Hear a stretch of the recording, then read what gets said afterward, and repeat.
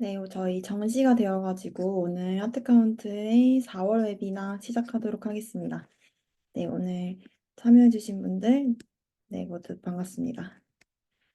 네, 본격적으로 오늘 주제를 소개해드리면은 오늘은 노션과 하트카운트로 100점짜리 보고서 쓰는 방법에 대해서 네, 알려드릴 예정입니다. 저는 하트카운트의 차혜수이고요. 오늘 웨비나 진행을 도와드릴 예정입니다. 네. 저희 주제에 대해서 더 자세히 설명드리기 전에 간단하게 저희 하트카운트 어떤 서비스인지 소개드리고 바로 네, 본론 발표 진행하도록 하겠습니다. 네, 저희 하트카운트 이미 사용하고 계시거나 알고 계신 분들도 계실 텐데요. 현업을 위한 셀프 서비스 데이터 분석 도구라고 생각해 주시면 됩니다. 그래서 저희 EDA 하실 수 있는 시각화 기능과 증강형 분석 기능을 제공하고 있고요. 저희는 누구나 데이터 분석가가 될 수 있다라는 캐치프레이즈로 무료로 시각화 기능을 사용하실 수 있는 데이터 분석 툴입니다. 그래서 아직 사용해보지 않으셨다면 여기 보이시는 QR코드 혹은 검색창에 하트카운트 검색하셔서 네, 한 번씩 사용해보시면 좋을 것 같습니다.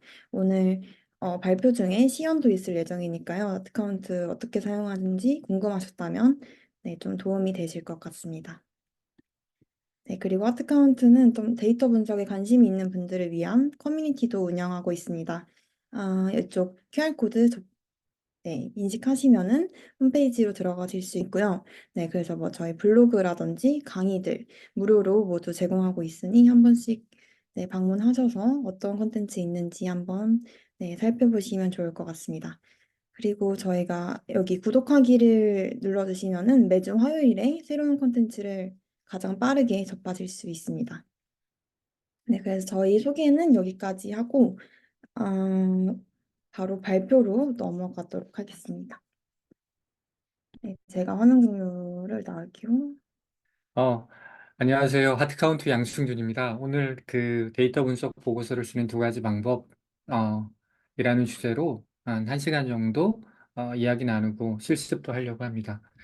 음, 일단, 그 의사 결정 주체가 기계가 아니고 사람인 경우에 이제 데이터 분석은 사실 여전히 문제가 많고 어떤 비효율적이고 최적화되지 않은 그 모습이 개선될 뚜렷한 조짐이 또 보이지 않는 것도 사실이에요.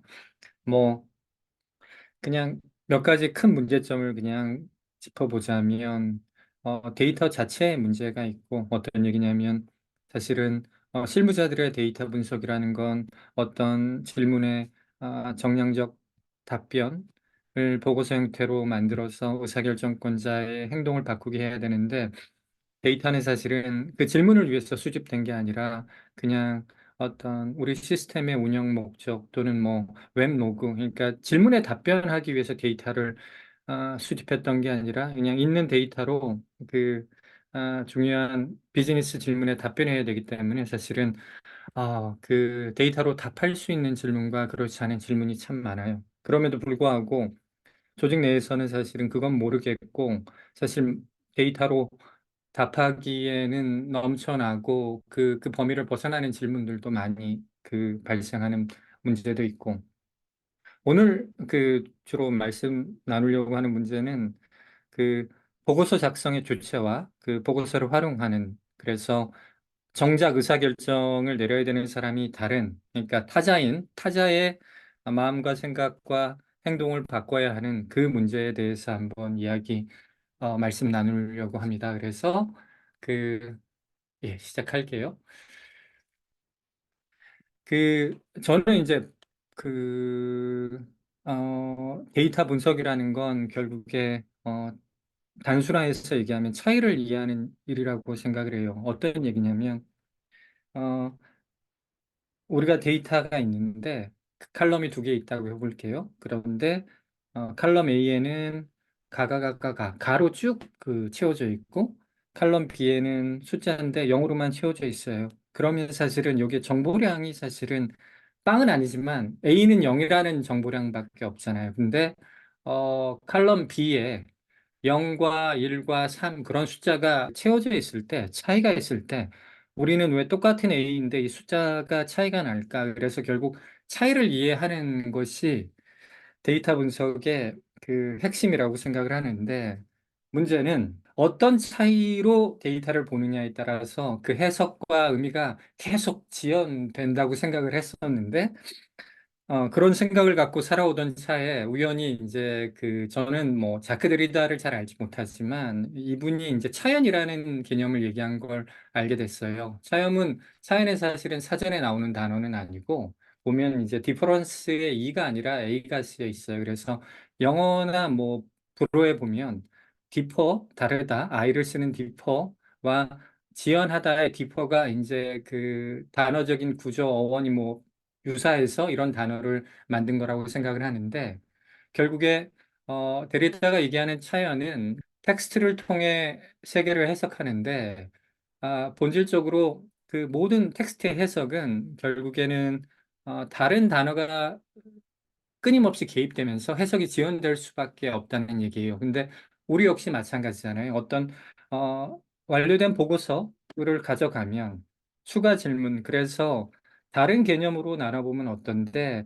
그렇게 새로운 질문과 개념과 단어가 개입되면서 계속 우리의 보고가 지연되고 완결이 되지 않는 것이 어, 모든 문제는 아니지만 중요한 문제라고 생각을 했어요. 그래서 첫 번째 방법은 사실은 두 번째 방법과 그 어떤 그 비교하기 위해서 제가 그 전통적인 방식을 제시했고요.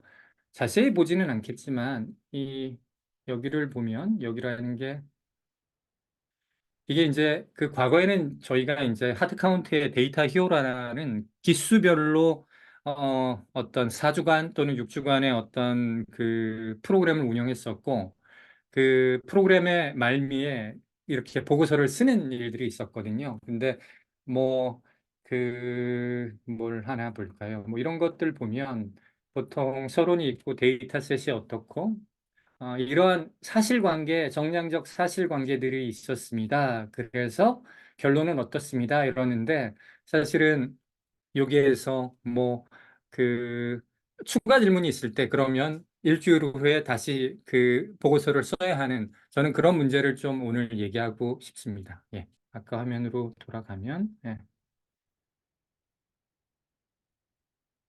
네. 다시 돌아왔어요. 그래서 이 블로그는 뭐 커뮤니티에도 있고 아마 팔로우업 메시지 갈 때 이 링크도 갈 테니까 한번 읽어보셔도 좋겠고 그래서 하여튼 이런 보고서의 공통점은 결국에 사실관계의 나열로 결론에 그래서 이런 인사이트가 있다라고 이제 제시하고 있는데 지난달 몇 명이었어? 지난달 신규로 가입한 고객이 몇 명이었어? 이렇게 그 하나의 정답이 있는 질문이 아니라 그 하나의 올바른 정답이 없는 그런 많은 질문들. 왜 이번 달 우리 그 방문자 수가 떨어졌어? 매출이 줄어들었어? 이런 질문들은 사실은 그 하나의 올바른 인사이트가 있기 어렵습니다. 그 얘기는 무슨 얘기냐면 결국에 내가 찾은 인사이트가 그 피보고자의 어떤 생각과 행동을 바꾸리라는 개런티가 없는 거죠. 그래서 이렇게 닫혀 있는 보고서는 항상 틀린 것은 아니지만 우리가 이제 조금 그 제가 제안하고자 하는 두 번째 방법에 비해서 좀 여러 가지 흠결을 가지고 있다. 그렇게 생각을 합니다. 그 뭐 시스템 1, 시스템 2는 뭐 제가 자세히 설명 안 해도 익히 잘 알고 있을 개념인데 올해 3월 달에 이제 그 돌아가신 데니얼 캐넌만이 했던 얘기지 않습니까? 그래서 우리가 그냥 그 어떤 이성적인 사고 없이 우리가 즉각적으로 아주 그, 그 휴리스틱하게 반응하는 그런 그 뇌의 사고 영역을 빠른 사고, 시스템 1이라고 하고 이렇게 숙고하고 반추하고 이성적 추론 과정을 거쳐서 논리적 사고를 하는 것을 시스템 2라고 하는데 결국에 이분의 얘기는 그 이분이 그 돌아가시 전에 썼던 최근 책도 그렇고 그 이 책이 이 시스템 1, 시스템 2라는 개념이 최초에 소개된 책에도 그렇고 결국에는 우리는 그 시스템 원의 그 영향하에 놓여 있다라는 것이 이제 이분의 주장이고 거기에 어렵지 않게 이제 그 동의할 수 있을 것 같아요. 그래서 어 뭐 데이터를 진지하게 다루는 조직 또는 데이터를 이제 막 그 한번 다뤄보려고 하는 조직 그리고 경험이 있는 사람 그렇지 않은 사람도 조직의 의사결정이 통찰보다는 데이터에서 발견한 객관적 사실에 의존해야 된다, 기대야 된다는 거에 대해서는 사실은 우리가 진짜 귀에 못이 박히도록 그런 주장을 들었는데 저는 사실은 이 주장이 아직은 비현실적이라고 생각을 합니다. 그리고 이러한 그릇된 믿음이 사실은 데이터를 실무에서 다루는 사람을 힘들게 하는 또 그 근본적인 이유 중에 하나라고 생각을 해요.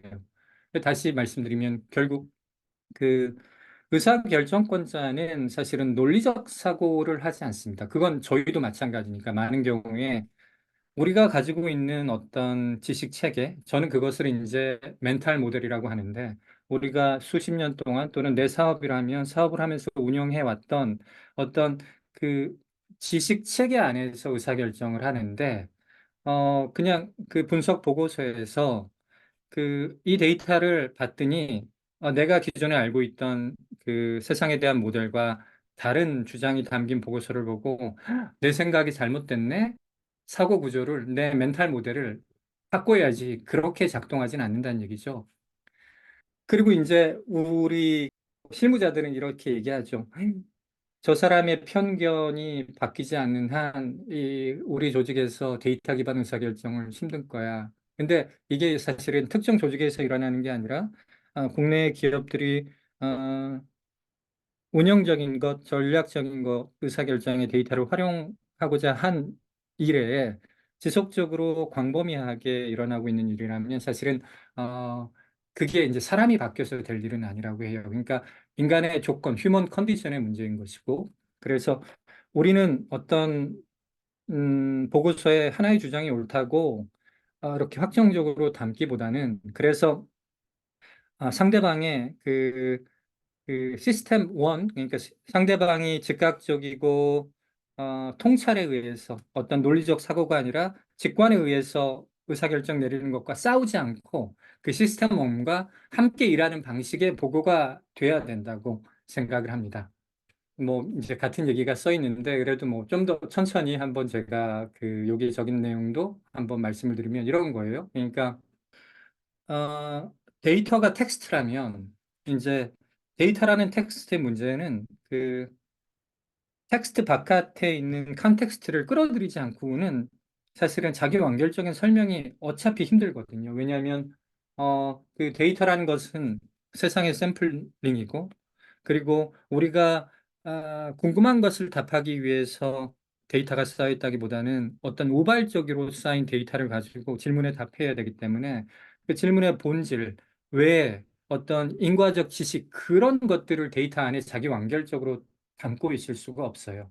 그래서 결국엔 아, 사실적 관계들과 우리 마음속에 있는 컨텍스트가 결합돼서 의사결정이 일어나야 된다면 어떤 확정적으로 어떤 이야기를 하기보다는 좀 열려 있는 보고서를 작성해야 되지 않나라는 것이 이제 제 경험에서 우러나온 어떤 오늘 여러분들에게 드리고 싶은 새로운 보고서를 작성하는 방안이고 이것이 어떻게 가능할지는 실습을 통해서 한번 보여드리도록 하겠습니다. 그래서 실습을 시작하기 전에 이제 몇 가지 이야기를 할 텐데 결국 요 꼭지는 동일한 얘기예요. 그러니까 우리가 정적인 이미지, 정물화를 가지고 하나의 사실, 몇 가지 제한된 사실을 담아서 보고서를 쓰기보다는 좀 추가 질문이 있을 때 바로 움직이는 살아있는 생물처럼 꿈틀이는 보고서를 쓰면 어떨까? 그래서 피보고자가 어떤 영감이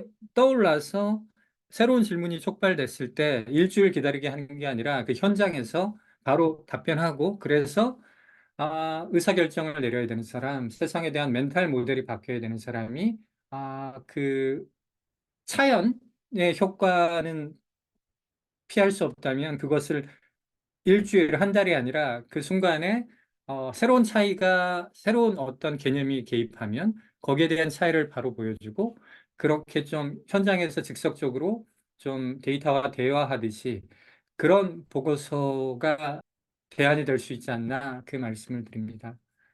그래서 실습을 시작하기 전에 몇 가지 개념을 좀 더 짚고 넘어갈게요. 어떻게 보면 사실은 너무 이론적인 것이라고 생각할 수 있지만 결국에 어, 데이터의 한계를 생각했을 때 결국에 데이터를 실무에서 활용하는 사람도 살고 그 조직도 살려면 사실은 데이터를 바라보는 보고를 하는 그 프로세스와 어떤 방법이 바뀌어야지 사실은 분석 방법이 더 정교해진다고 어, 가능하지도 않지만 데이터 탓만 해서는 지금 이 약간 암담한 현실이 저는 개선될 수 없다고 생각을 합니다.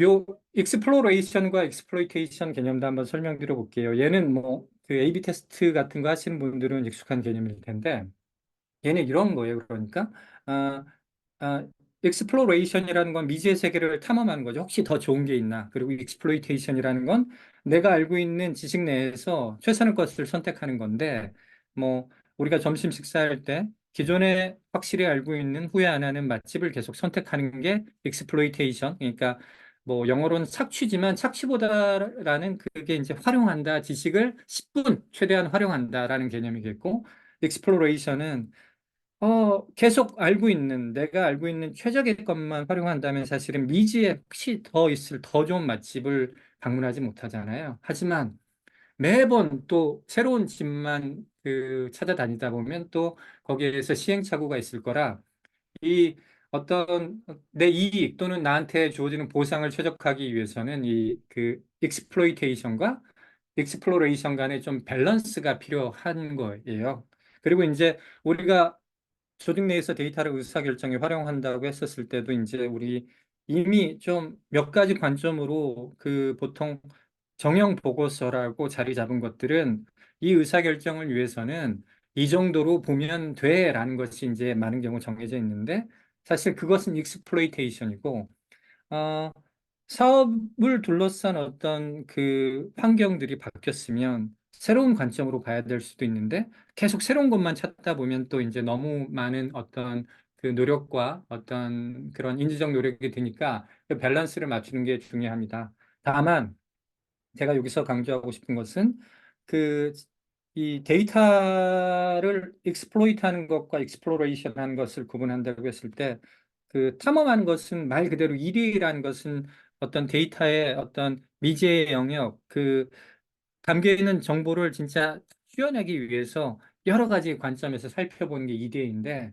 지금 이런 탐험 분석이 정작 의사결정을 내리는 피고자한테는 이제 주어지지 허락되지 않았었던 거예요. 그래서 의사결정권자가 좀 제한된 통제된 환경 내에서 좀 이렇게 탐험을 할 수 있는 것도 분명히 필요하다라는 생각이 들고, 그리고 제가 이 얘기는 실습이 끝나고 Q&A 때 말씀드리겠습니다. 그 사전 질문을 제가 봤는데, 오늘 뭐 답변 드리면 좋을 사전 질문 중에 제가 지금 그 보여드리고 있는 화면과 관련된 질문이 있어서 이 내용은 Q&A 때 다루도록 하겠습니다.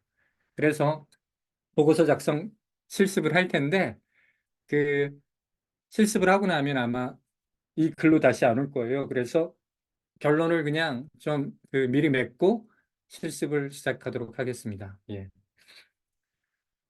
어, 그 데이터 분석가 또는 비즈니스 애널리스트의 그 조직 내 책무가 뭐야 물으면 액셔너블 인사이트, 행동 가능한 통찰을 제공하여 내 동료가 사장님이 임원이 더 좋은 결정을 내리도록 돕는 것이라고 이야기할 것이고 그 얘기가 틀렸다고 반박하기는 쉽지 않습니다. 근데 어, 그, 액셔너블 인사이트라는 것은 저는 어떤 생각이 드냐면 오대수가 오늘만 대충 수습하며 살자고 해서 이제 오대수라는 이름의 이라고 했던 것처럼 이 데이터가 오늘 질문만 이렇게 대충 수습하는 거라고 생각이 돼요. 무슨 얘기냐면, 어, 그 행동 가능한 통찰이라는 것은 사실은 내가 결정할 수 있는 것은 아니거든요. 그리고 아까 얘기했듯이, 나를 포함한 우리 사람들은 결국에 시스템 원의 영향에 놓여 있어요. 그래서 나는 논리적 사고, 반추, 숙고를 통해서 그런 의사결정을 한다고 생각하기 쉽지만 사실은 그렇지 않은 경우가 많은 것 같아요. 그래서 결국 우리가 해야 되는 것은 이 편견과 싸울 것이 아니라 좀 그 편견을 계속 업데이트 해야 된다고 봐요. 그러니까 우리가 세상을 정말 유리구슬처럼 투명하게 열 수 없고 결국은 살아가기 위해서 틀렸을지라도 어떤 세상에 대한 인과성에 대한 지식, 세상에 대한 어떤 그 모델이 있어야 되는데 그것이 어 틀렸을지언정 그게 없으면 살 수가 없으니까 그 틀린 편견을 바뀐 세상의 새로운 질서를 통해서 계속 업데이트하는 일에 좀 데이터가 기여해야 되고, 저는 이 과정을 이제 지식 생산이라고 생각을 합니다. 그래서 굉장히 구체적인 맥락에서 어떤 구체적인 패턴이 발견됐으니 이렇게 하는 게 좋겠습니다라고 해서 우리의 어떤 행동이 바뀌지는 못한다고 생각해요. 그래서 그 어떤 그 행동 가능한 통찰이 아니라 그 세상을 보는 어떤 지식과 이론이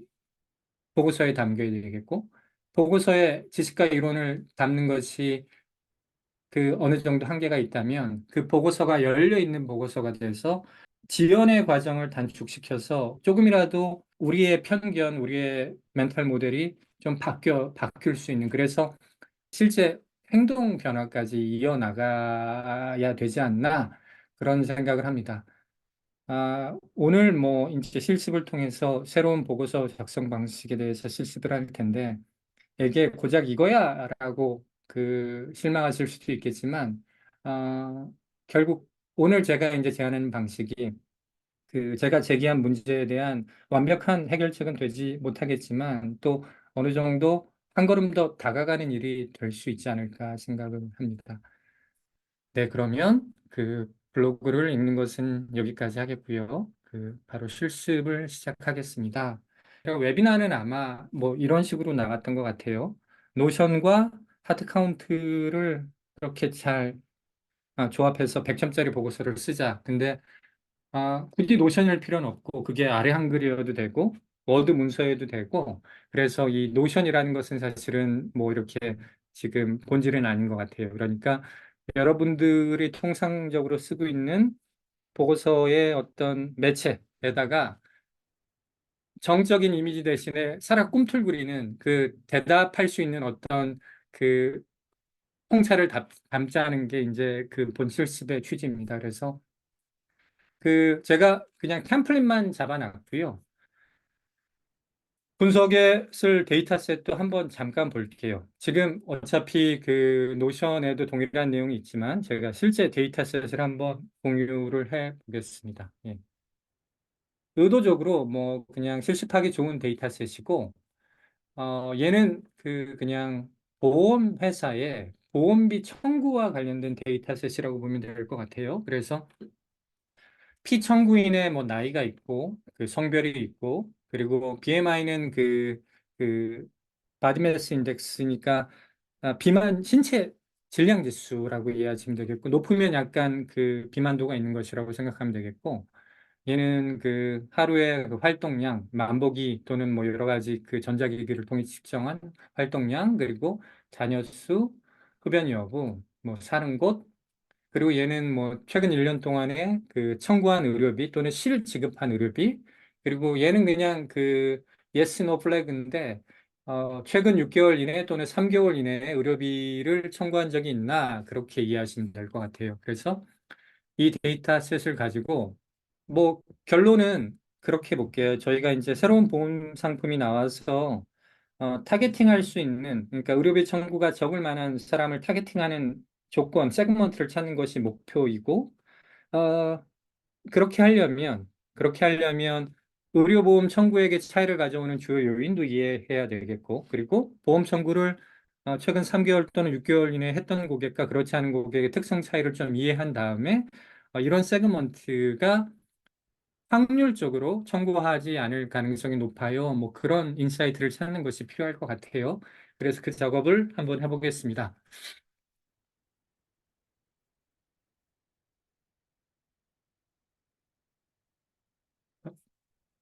제가 아까 로그인이 돼 있었나 보네요.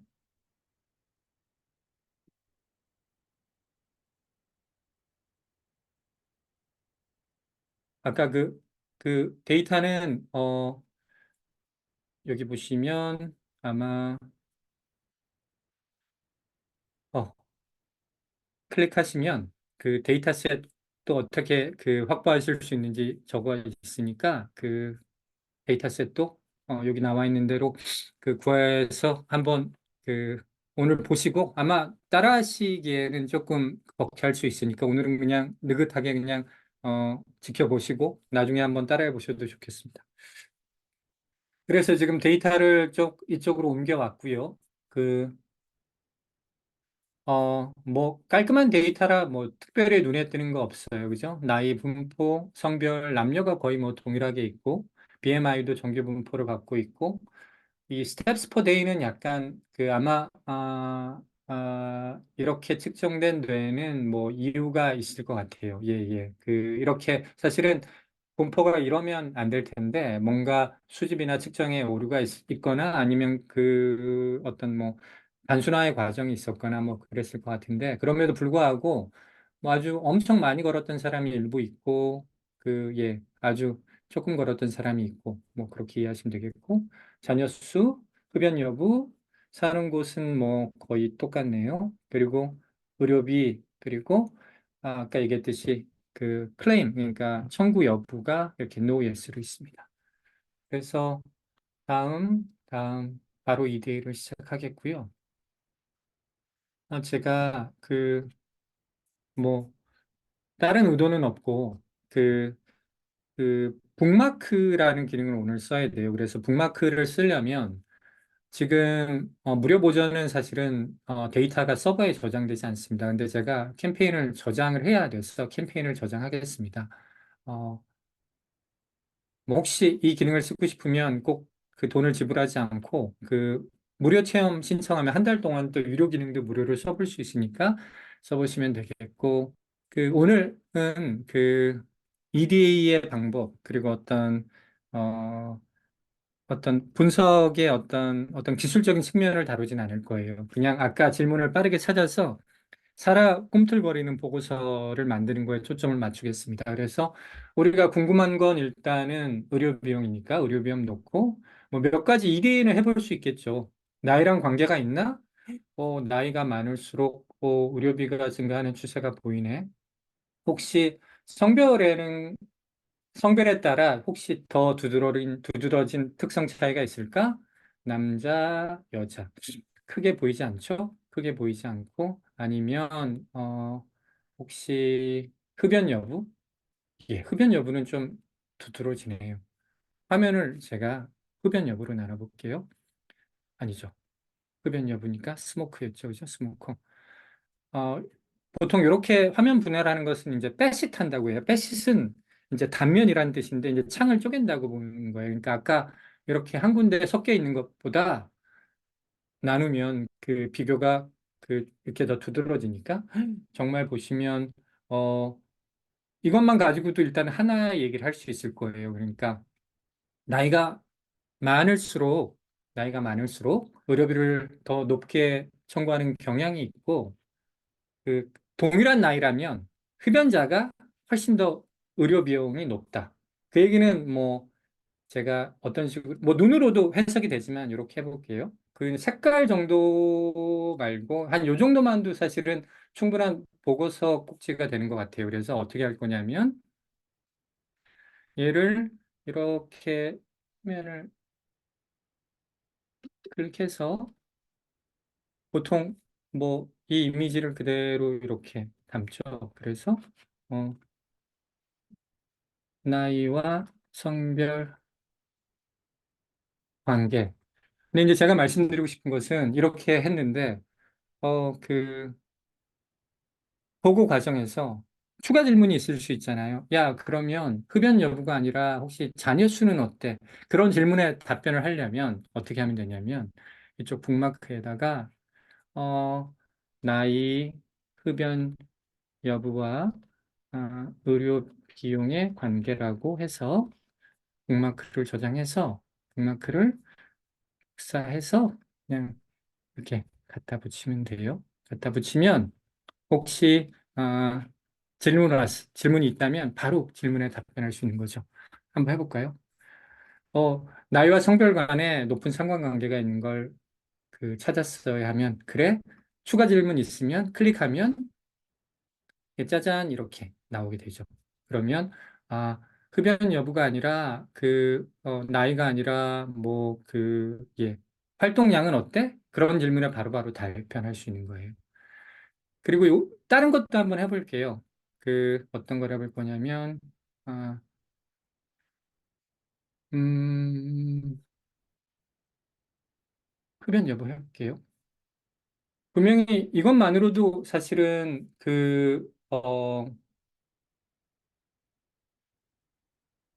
굉장히 두드러진 어떤 정량적 차이가 있지만, 우리가 이제 여기에서 그, 이 차이가 진짜 흡연 여부 말고 이 yes 안에는 얘를 또 다른 차원으로 계속 쪼갤 수 있는데, 그 부분을 이제 우리가 모든 가설을 또 다 세울 수는 없으니까 한번 제가 다이얼로그라는 기능을 통해서 한번 정량적 사실을 어떻게 쉽게 뽑아내고 다음에 물으면 좋을 법한 질문들을 어떻게 저희 제품이 추천하는지를 한번 보여드릴게요. 다이얼로그는 기본적으로 이제 대화형 분석을 표방하고 있고, 지금은 이제 자연어 질문은 사실은 아직은 지원하고 있지 않습니다. 지금 준비 중이고, 여기 보시면, 어, 그, 우리가 엑셀 또는 이런 보고를 할 때 사실은 그냥 몰라서가 아니라 좀 정량적 차이를 계산하는데 실수하기가 쉽잖아요. 그래서 보고서에 담으면 좋을 만한 이런 텍스트들을 자동으로 제공하는 것이고, 여기 뭐 그 흡연이 예스인 경우와 노인 경우에 예스인 경우가 얼마 높았다 뭐 그런 것들이 뭐 그냥 이렇게 텍스트 형태로 나오고, 얘를 아까 그 섹스로 한번 나눠볼게요. 섹스로 나눴을 때 음, 보시면 그 메일인 경우 그리고 비메일인 경우 보시면 차이가 크진 않았죠. 그죠? 그러니까 어, 흡연 여부가 중요하지, 담배 피는 여자, 담배 피는 남자 또는 담배 피는 여자, 담배 피는 담배 안 피는 여자 간의 차이는 남녀 간에 큰 차이가 없었어요. 그러면은 이번에는 어떤 걸로 해볼까요? 어떤 그 BMI로 한번 해볼게요.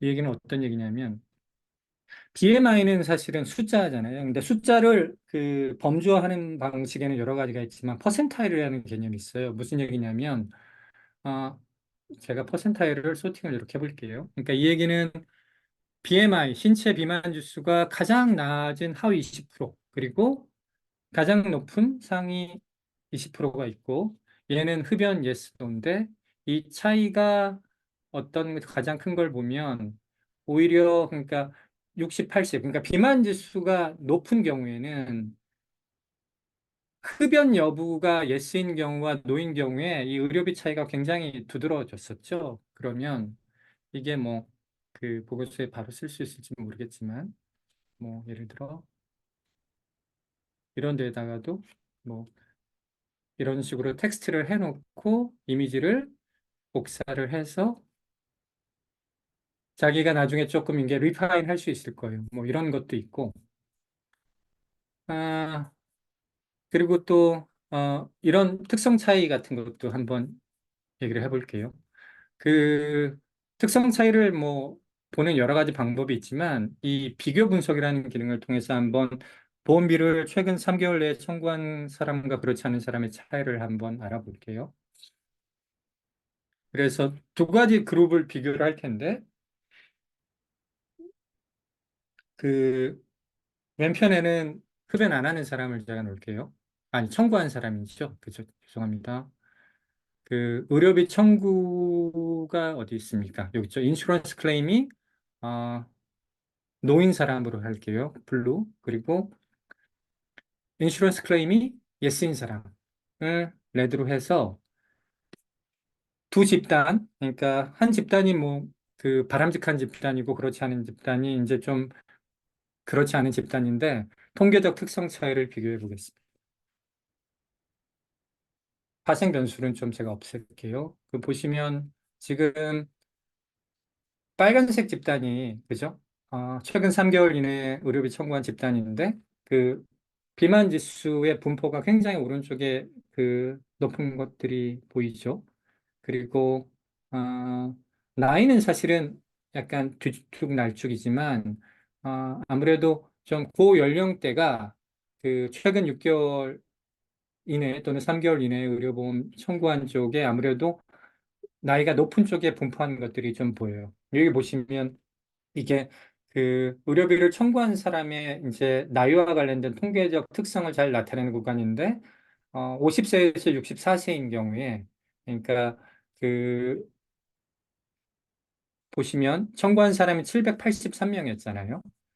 783명 중에 35%가 50에서 60세였고 반면에 청구하지 않은 사람 중에는 고작 딸랑 20%만 50에서 60세, 64세 사이였다. 그래서 50세에서 64세가 나이 관점에서 그 의료비 청구한 사람의 특성을 잘 나타내는 구간이다. 뭐 이런 것들이 있을 수 있을 것 같아요. 그래서 이것도 괜찮아. 그래서 이렇게 화면에 넣을 수 있고요.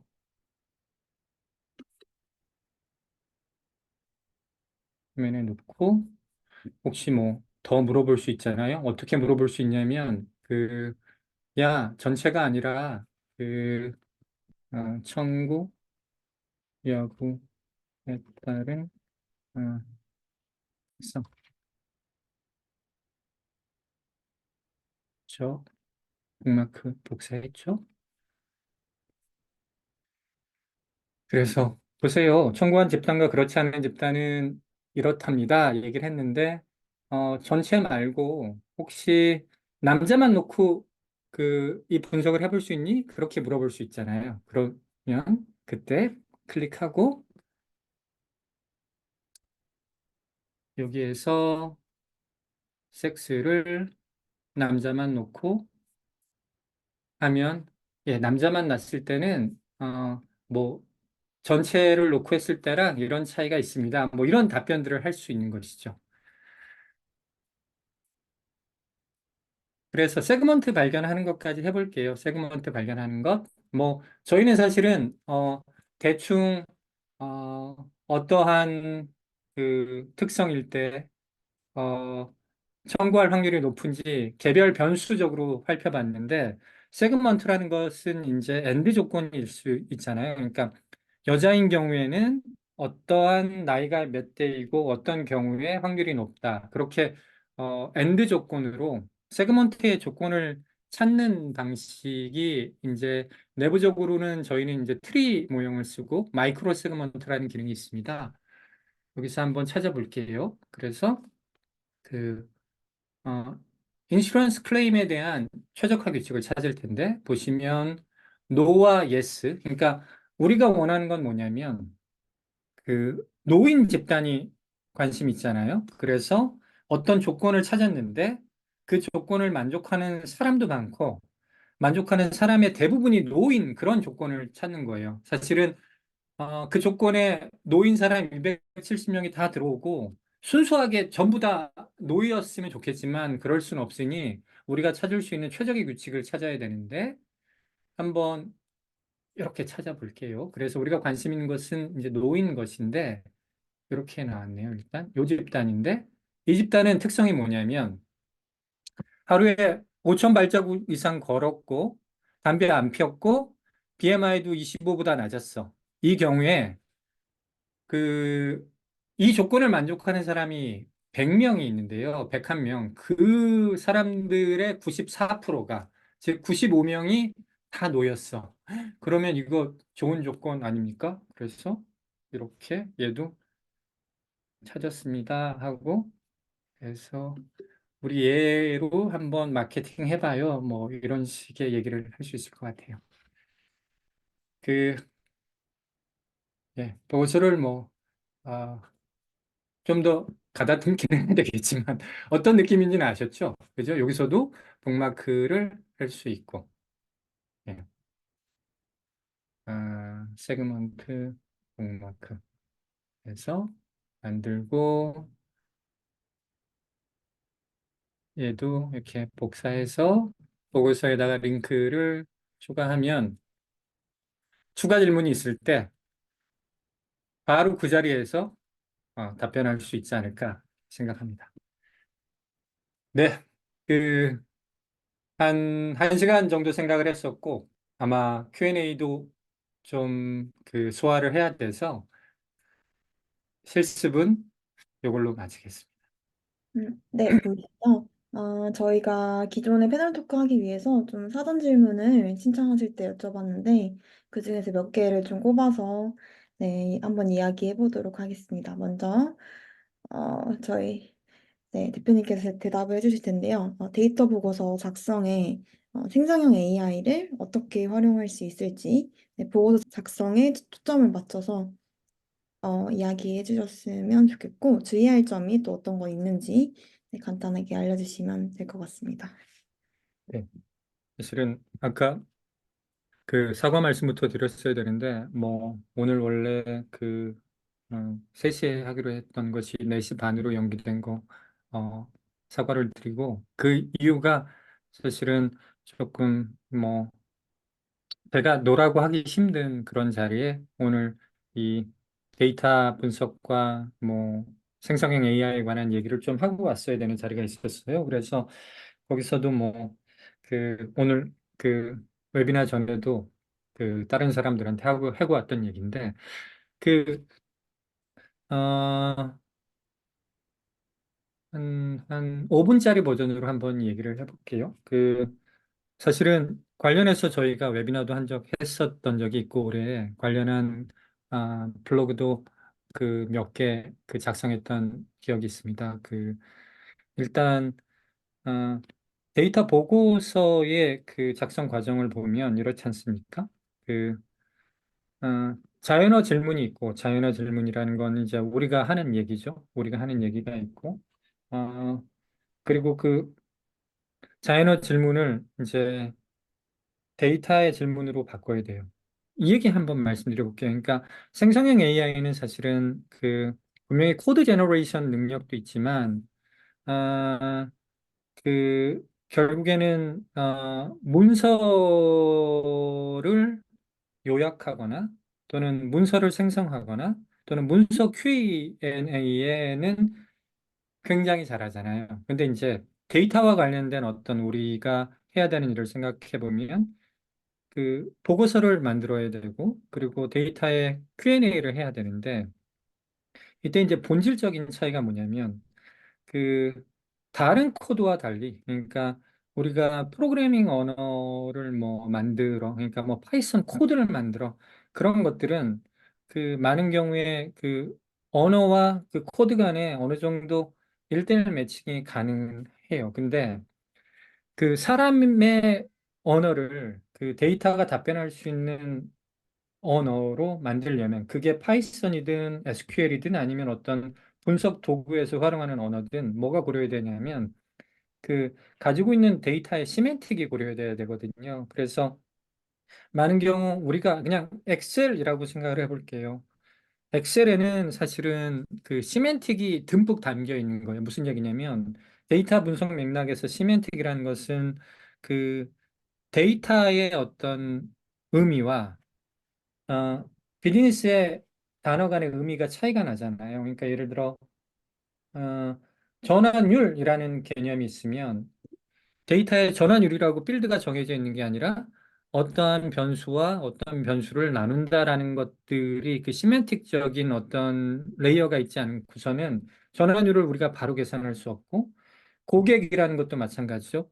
우리 비즈니스 맥락에서 정의하는 고객이 데이터의 어떤 필드에 어떤 값을 바라봐야 고객인지, 그리고, 뭐, 심지어 이런 것도 있겠죠.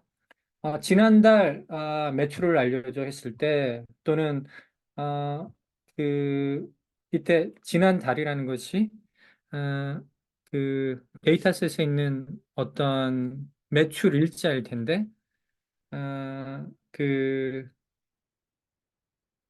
나쁜 예예요. 그러면은 월별 최근 6개월 동안 월별 매출을 알려줬을 때 결국엔 월 데이터는 우리가 다 끄집어낼 수 있는데 우리가 이제 보고를 할 때는 지금이 4월 26일이야. 그러면 이게 complete months 그러니까 4월이 다 차지 않았잖아요. 그러면 사실은 맥락에 따라서 4월 달은 빼는 게 맞을 수도 있거든요. 왜냐하면 그 공정한 비교가 안 되니까. 근데 그렇게 월별 비교라고 했을 때 데이터에서 그 complete months 그러니까 완전히 온전히 한 달치를 갖고 있는 달만 가져온다는 그러한 어떤 시멘틱 그러니까 일상에서 쓰는 데이터 맥락에서의 언어와 DB 또는 스키마, 엑셀에 있는 그 언어 간의 그 매핑하는 것이 참 어려워요. 그래서 그 LMM 또는 젠 A만으로 그 일을 할 수 없고 결국에 그 시멘틱에 대한 이해가 있는 어떠한 기존의 도구라든지 아니면 추가적인 시멘틱 레이어를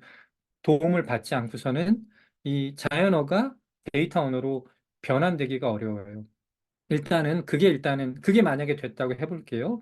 그것이 이제 가능한 몇 가지 방법이 있으니까 데이터 언어가 데이터 분석 도구 또는 데이터의 문법과 어떤 그 구조를 따르는 언어로 변환이 됐다고 해볼게요. 그게 SQL이 됐던 어떤 데이터 도구의 어떤 내부적인 신텍스가 됐건 파이썬이 됐건 그 다음에 이제 그 질문에 따라서 예를 들어 어, 이번 달 매출 증가 요인을 알려줘 했을 때 결국에는 걔를 그 Y축에는 매출 총합을 놓고 이번 달 알려면 비교를 해야 되니까 월별 매출 추이를 이렇게 보여주는 차트를 만들었을 때 일단 그 차트에 대한 해석이 또 필요한 거잖아요. 그래서 지금 근데 이 부분은 그러니까 이미지를 보건 그 아니면 뭐 그 차트라는 건 기본적으로 이미지인데 뒷단에 그 차트를 그린 테이블을 가지고 있는 경우에는 그 차트 해석이 곧잘 돼요. 그리고 제가 알기로는 그 챗 GPT의 최근에 이제 엑셀 데이터를 분석을 하면 차트 해석이 뭐 한글은 좀 서툴지만 영어로는 잘 되는데 그렇게 잘 되는 이유는 이 친구들이 예전에는 이미지를 이렇게 그 이미지 투 텍스트 같은 어프로치를 했다면 지금은 차트를 그린 그 서머리 테이블을 그렇게 가지고 이렇게 문장을 생성하는 방식이라 곧잘 하고 있고 그거는 역시 뭐 젠 AI가 됐건 아니면 전통적인 데이터 도구가 됐건 할 수 있는 일이고 그 다음에 아까 문제는 그거잖아요. 그 질문에 대해서 일단 첫 번째 데이터가 할 수 있는 질문으로 치환했고 그 차트에 대한 해석까지 뽑아냈어요. 근데 그 다음에 해야 되는 것은 이번 달 매출 증가 요인을 알려달라고 했지 이번 달 매출을 그냥 정량적으로 보여달라고 하진 않았잖아요. 근데 그 이런 것들이 why, how 퀘스천은 진짜 하나의 정답이 없는 거잖아요. 그리고 내가 요인이라고 생각했던 건 피보고자가 요인이 아니라고 생각할 수도 있고 왜냐하면 매출 증가 요인이 어떤 특정 상품이 잘 팔려서인지 아니면 어떤 이벤트 때문인지 굉장히 많은 이유가 있을 수 있는데 그것들 중에서 그 기계가 인과성을 고려해서 어떤 이벤트 때문에 그래요? 아니면 우리가 통제할 수 있는 어떤 그 특정 뭐 세그먼트 연령대에 소구하는 어떤 상품을 우리가 독점 판매해서 그래요. 그런 것들을 특정적으로 찾기는 어려워요. 그래서 그리고 챗GPT 같은 거에다가 그 물어보면 좋을 법한 질문을 알려줘 하면 얘는 교과서적으로 그 데이터에 대한 데이터가 답할 수 있는 질문을 제시하는 게 아니라 그냥 그럴듯한 질문을 제시하기 때문에 이 분석 맥락에서 어떤 인과적 추론 또는 분석적 추론이 필요한 작업, 그러니까 하나의 질문에 답하고 거기에서 나아가서 다음 질문을 해야 되고 하는 경우에 그 다음 질문은 여전히 젠 AI가 하기는 어렵다고 봐요. 오히려 이 부분은 데이터 분석이라는 건 사실은 인간의 언어는 굉장히 다양한 형식으로 있지만 어떠한 데이터셋이 주어졌을 때 그 분석하는 과정은 굉장히 미케니컬하거든요. 그러니까 숙련된 분석가가 패턴을 찾는 과정은 굉장히 그 기계적이고 절차적이에요. 그래서 이런 부분들은 데이터가 답할 수 있는 현 맥락에 있어서 답할 수 있는 질문은 좀 이렇게 그 전문가 시스템이 찾아주는 게 맞지 않나 싶고, 그리고 그렇게 찾았을 때 그 사실의 나열들을 종합해서 보고서로 써야 되는데, 이때는 뭐 그 어떤 문장의 표현이라든지 뭐 짧은 문장을 좀 늘려 쓴다든지 이런 경우에는 그 뭐 LMM 모델의 몇 가지 제약사항, 예를 들면 여기 담긴 숫자는 바꾸지 말고 좀 문장을 세련되게 뭐 보고서 형식으로 가다듬어줘 하면 좀 되는 경우가 있어요. 그래서 데이터 보고서 작성을 둘러싼 사실은 여러 문제 중에 사실은 데이터가 확보됐다는 가정하에 어, 그 인간의 질문을 데이터가 답변으로 바꾸는 작업, 아, 생성형 AI가 어느 정도 할 수 있고요. 그리고 그, 그 질문에 걸맞는 차트가 나왔을 때 차트를 해석을 하는 것은 뭐 젠 AI도 할 수 있고 또 기존의 기술로도 가능한 일이고, 다만 그 질문 다음에 물어야 좋은, 그러니까 어떤 분석적 추론 과정에서 다음 질문을 제시하는 것은 지금 통상적인 언어 모델로는 좀 어렵다. 그리고 그 발견한 사실관계들을 집약해서 어떤 보고서 형태로 작성하는 데에는 뭐 알겠지만 뭐 그 예 아시겠지만 그 생성형 AI 도움을 받을 수 있다. 이렇게 말씀을 드리겠습니다. 혹시 뭐 또 질문이 있었나요? 네, 아니요, 따로 없어서 음, 우선 네, 다음 질문 네, 다루면 될 것 같습니다. 지금 시간이 많이 없어서. 네. 5분 네, 정도 하고 클로징 하면 되겠죠? 네, 네, 괜찮으세요? 알겠습니다. 네, 그 다음 질문은 그 아까 대표님께서 잠깐 언급하셨던 그 음, 보고서 작성과 관련된 하트카운트의 기능들을 조금 더 자세히 지금 설명드리고자 저희가 미리 네, 요 질문 네, 꼽아놨습니다. 그래서 하트카운트에는 어떤 기능들이 있는지 간단하게 소개해 주시면 되겠습니다. 네, 예. 그러면 이게 몇 장 준비되어 있죠? 차대리님. 그럼 네, 제가 네, 다음 말씀. 하면 빨리빨리 넘겨주세요. 어, 어, 이제 저는 생각보다 빠른 기간 안에 이 많은 부분들, 그러니까 아, 실무자가 뭐 베스트 캠퍼스에서 데이터를 배우고 뭐 그런 부분이 사실은 어, 결국에는 그 아까 말씀드린 것처럼 누군가 정말 우리보다 똑똑한 무엇인가가 그건 어차피 데이터로 답 못하고 주어진 데이터에서 뽑을 수 있는 최고의 정보 사실들은 이거야라고 말하는 단계가 온다면, 근데 지금은 혹시 뭐가 더 있지 않을까, 내가 분석 능력이 부족해서 그런 그 아쉬움 때문에 사실은 많은 사람들이 조금 불필요한 그 애들을 쓰고 있는데, 결국엔 그런 단계가 올 것이라고 보고, 그게 뭐 5년 올지 10년 올지는 모르겠어요. 그래서 저희는 이제 그 두 가지 측면에서 이제 실무자들이 그 데이터와 관련된 처리해야 되는 일, 보통 이것들을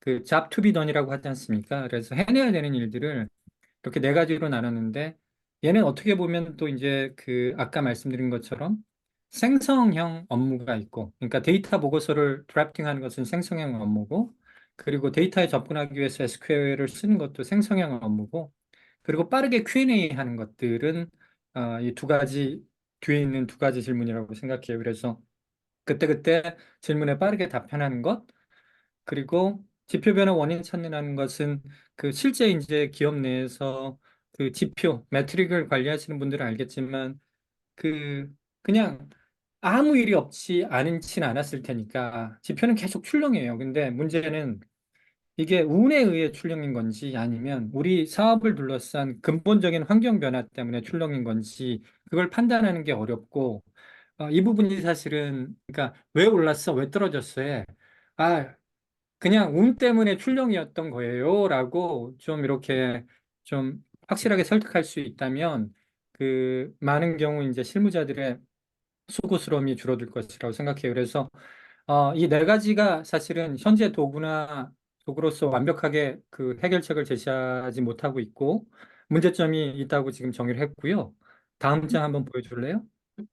그래서 뭐 되게 조그맣게 보이는데 얘는 뭐 사실은 이거 저희 내부 보통 쓰는 자료입니다. 저희 내부에서 지금 어떻게 지금 그 하트 카운트를 더 좋게 만들 것인가 하는 고민들이 담겨 있는 것이고 그 아까 보여드린 것처럼 어떤 대화형 분석을 통해서 데이터 보고서 작성 작업 지금은 저희가 LMM 인터그레이션은 하지 않았지만 해서 도움이 된다면 적극적으로 하려고 하고 있고 저희 기업용 제품 중에는 TTS라는 게 있어요. 얘는 뭐냐면 자연어를 SQL로 바꿔주는 것. 이게 이제 TTS 자체는 DB와 관련된 기술을 갖고 있는 회사 또는 라면 지금 시도하고 있어요. 그리고 얘는 무슨 엔지니어링적인 스킬, 뭐 DB에 대한 이해가 중요한 게 아니라 언어 모델의 능력에 많이 종속되는 것이고, 그리고 결국에 아까 얘기했던 시멘틱, 그러니까 사람이 쓰는 언어가 데이터베이스 칼럼에 전혀 존재하지 않으면 뭐 TTS가 아니라 그것에 뭐 할아버지가 오더라도 작동하지 않아요. 그래서 많은 경우 좀 메타데이터가 잘 있으면 굉장히 좋은 SQL문 작성하고 메타데이터가 부족하면 사실은 뭐 아무리 뭐 랭체인이든 뭐 어떤 여러 가지 뭐 스텝 바이 스텝으로 아무리 엔지니어링을 잘해도 결과가 좋지 않고요. 그리고 추가 질문에 답하기는 뭐 이거 자꾸 저희 제품 피셜인데 저희는 B2A라는 기능을 가지고 있고 지표 번호 원인 찾기도 지금 올 3월에 이제 상용 출시했는데 시그널이라는 제품을 통해서 어떤 지표의 변화는 운 때문이니 무시하고 그냥 더 묻지 마세요. 근데 어떤 지표 변화는 들여다 봐야 돼요. 왜냐하면 사업 환경이 바뀌었을 수도 있고 우리를 둘러싸고 있는 고객의 어떤 새로운 특성이 반영될 수도 있으니 뭐 그런 내용들을 저희가 가지고 있습니다. 그래서 어, 뭐 사실 이 질문이 많은 분이 묻진 않았지만 하트 카운트에서는 이런 것들을 어떻게 해결하고 있느냐 물어봐 주신 분이 있어서 저희 회사 제품 소개도 할 겸 제가 조금 더 말씀을 드렸습니다. 그래서 오늘 약속했던 한 시간이 딱 채워졌고요. 네, 즐거운 금요일 되십시오. 감사합니다. 네, 감사합니다. 제가 메일로 또 안내 드리겠습니다. 감사합니다.